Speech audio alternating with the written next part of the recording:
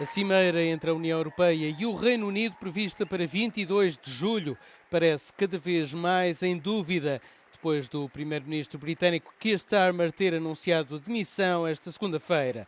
Bruxelas confirma que os planos estão a ser reavaliados. Isso mesmo foi dito na conferência de imprensa pela porta-voz Paula Pinho. On the question of the EU-UK summit, against the announcement this morning of the resignation by Prime Minister Starmer, we are reassessing with President Costa and the UK the opportunity of still holding the summit as had been announced last week, and we will take it from here.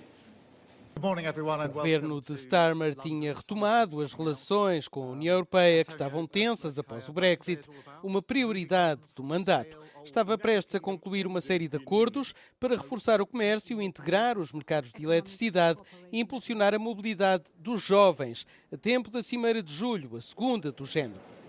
Num púlpito frente ao número 10 da Downing Street, esta segunda-feira, Starmer apresentou um calendário para a saída, segundo o qual um novo primeiro-ministro seria empossado mais tardar em setembro. Parece cada vez mais provável que Andy Burnham, antigo presidente da Câmara da Grande Manchester, considerado favorito para suceder a Starmer, possa assumir o cargo em meados de julho.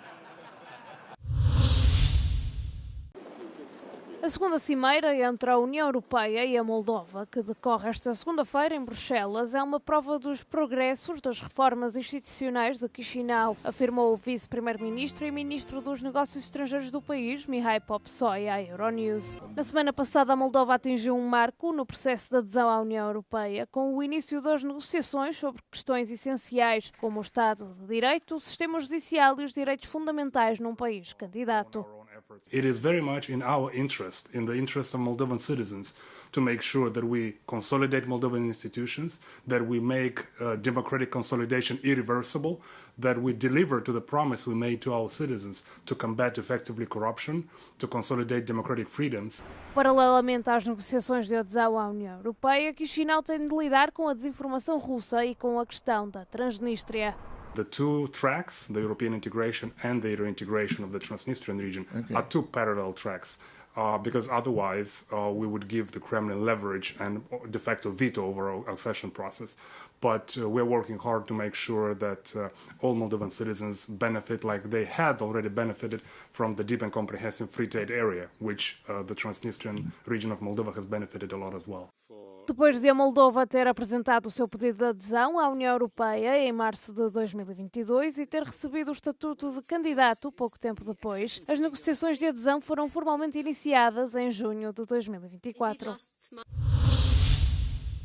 O candidato de direita radical, Abelardo de la Espriella, apoiado pelo presidente dos Estados Unidos, Donald Trump, venceu por uma margem estreita as eleições presidenciais na Colômbia. De la Espriella, advogado e empresário, nunca antes ocupou um cargo público. Impôs-se ao senador progressista Iván Cepeda. A vitória do candidato conservador deve impulsionar políticas que revertam a agenda do presidente cessante, Gustavo Petro, planos que Cepeda tinha prometido continuar caso vencesse. Esta é a noite que marca o início de uma nova história para a nação. La noche en la que empieza una nueva era, un cambio de orden. La patria, milagro. Acaba de ganar la democracia, acaba de ganar Abelardo de la Espriella, una fórmula absolutamente democrática que tiene todo por sacar adelante a nuestro país después de 4 años muy complejos, muy difíciles. Muitos colombianos prometem resistência ao governo de direita. Milhares de manifestantes de esquerda saíram às ruas de Cali e Bogotá este domingo. Que elijan la guerra, la destrucción de nuestro país y no muchas oportunidades como el continuismo con Cepeda. Em Cali, terceira maior cidade do país, eclodiram confrontos entre a polícia e os manifestantes que queimaram bandeiras dos Estados Unidos, enquanto a polícia utilizou gás lacrimogéneo para os dispersar. As vendas de gasolina na Crimeia, ocupada pela Rússia, foram suspensas a partir da manhã de domingo, à medida que a crise de combustível se agrava na península. Segundo o chefe do território anexado, nomeado por Moscovo, o combustível será vendido apenas a agências governamentais que garantam o funcionamento e a segurança da República da Crimeia. Isto acontece num momento em que os ataques de Kiev à indústria energética russa estão a provocar uma grave crise de combustível na Crimeia, com longas filas nas estações de serviço e оферта лимитада. С 9:00 на крымских АЗС отпуск топлива за наличный и безналичный расчет и за талоны юридическим и физическим лицам будет прекращен. Топливо будет отпускаться только службам, государственным службам, которые обеспечивают жизнедеятельность и безопасность Республики Крым.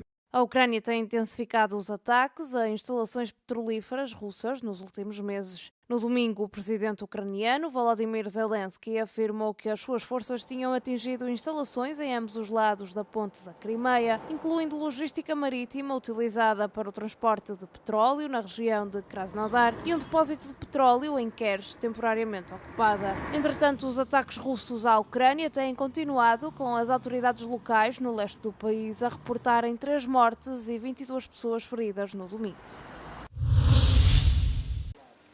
O governo alemão anunciou a intenção de adquirir 40% da empresa de defesa KNDS, fabricante dos tanques Leopard, uma medida destinada a reforçar a produção europeia de armamento em parceria com França, aliada dos alemães na NATO e na União Europeia. A decisão aprofunda o envolvimento do Estado numa empresa cujo equipamento se tornou fundamental para os esforços de rearmamento da Europa. Numa declaração conjunta, a Alemanha e França dizem ter chegado a acordo sobre a estratégia futura e a governação da KNDS, que pretendem deter em copropriedade através de acordos destinados a garantir a ambos os países participações iguais no capital. Berlim justifica o investimento, dizendo que garante uma influência duradoura sobre uma empresa que considera vital para a segurança e para a defesa da Europa. O momento escolhido reflete uma corrida mais alargada em toda a Europa para expandir as despesas militares e a capacidade de produção. Com as temperaturas a aproximarem-se dos 40 graus nos próximos dias, as rotinas profissionais em França estão a ser alteradas. Nas vinhas de Bordeaux, a jornada laboral começa agora antes do amanhecer. Ao anteciparem os horários dos trabalhadores sazonais, as adegas querem poupá-los às horas mais quentes do dia, sobretudo para tarefas que envolvem grande esforço físico. Plutôt que de faire 8h midi, 14h, 18h, on passe à 6h30 le matin jusqu'à 14h30 l'après-midi maximum, quoi. Mas a mudança nos horários não dispensa as precauções habituais perante o calor extremo. Ce qu'on leur demande, c'est toujours d'avoir un t-shirt, alors short quand il fait chaud, et surtout toujours une casquette, se protéger et crème à bronzer pour éviter coups de soleil et insolation, quoi, tout simplement. O despertador toca mais cedo, mas os trabalhadores sazonais não se queixam. Evitam o forte calor da tarde e podem descansar quando as temperaturas se tornam uma ameaça à saúde. Ça nous laisse l'après-midi de libre pour se reposer pour le lendemain. Et là, oui, avec les températures, surtout en fin d'après-midi, c'est impossible. Por todo o território de França, a canícula perturba o dia-a-dia. Nas escolas e nas obras, os horários também são ajustados. Os transportes públicos estão a ser monitorizados e 71 comboios já foram suprimidos. Segundo os especialistas, as ondas de calor estão a ocorrer cada vez mais cedo no ano e a tornar-se mais intensas devido às alterações climáticas. O fenómeno afeta grande parte da Europa. Há projetos que desafiam o tempo e depois há a Sagrada Família. No coração de Barcelona, a obra-prima de Antoni Gaudí está quase concluída, mais de 140 anos após o início da sua construção. Um milagre que coincide com o centenário da morte do brilhante arquiteto. A responsável é a engenharia química que, através de um sistema modular, monta um quebra-cabeças de pedra e aço unido por 24 toneladas métricas de cola industrial, desenvolvido pela Henkel.